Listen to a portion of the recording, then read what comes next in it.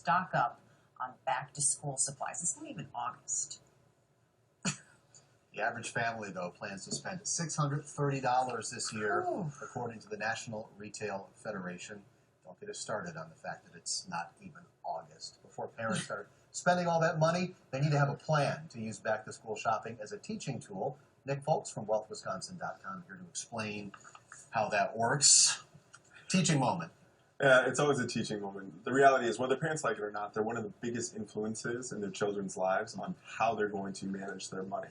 There's a recent study showed that over half of millennials actually accredit their financial planning and organization to what their parents taught them and the conversations that they had and what they really saw in the home. So back to school is a great teaching moment for that. Okay, so tell us about that teaching moment. How do you incorporate the back-to-school shopping with teaching your kids about money?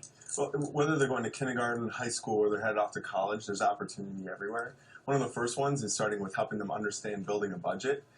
Most kids, let's be honest, they don't really know where money is going or what where a budget it comes looks from, like. Yeah. But we created a tool on our website, a back-to-school budget tool on wealthwisconsin.com, where you can list out all of the needs that they have for schools, and then also what is the spending limit that you want to have in regards to those individual needs. And then work alongside your child to help them spend underneath that amount. Okay, which is going to be better? Going to your Target, your Walmart, you know, that kind of a place, or maybe turning to online, like Amazon, and stocking up a cart there and having everything shipped to you? It's interesting because there's little advantages to both.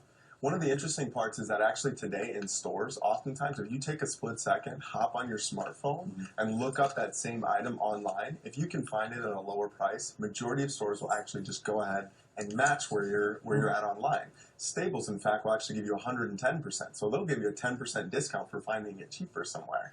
So you can still be in store and looking it up online.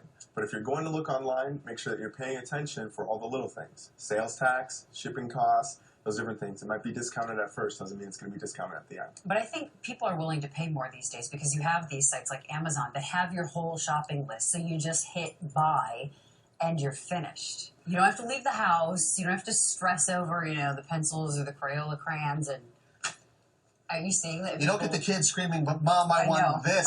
Right, yeah. I want the Crayola 64, so does convenience, not the generic 32. Is convenience maybe making things a little bit more expensive? I think convenience is definitely something we're going to pay for. Anytime that we have an opportunity to have convenience, then we have a cost alongside that convenience. Again, the nice thing is we're not going to have the discussion between needs versus wants. Right. I need this versus I want that. Here it is. you don't need the 64-pack just because it has aqua instead of blue. You go along with just the 12-pack of Crayola and crayons. It's going to cover it. But a lot of people are turning to it just for simplicity. Time is one of our most valuable assets in our culture today. So if we can save a little bit of time and do it online, a lot of people are turning that route as well. Yeah. I was always told you don't need the gray crayon. Just use the black and use it lightly.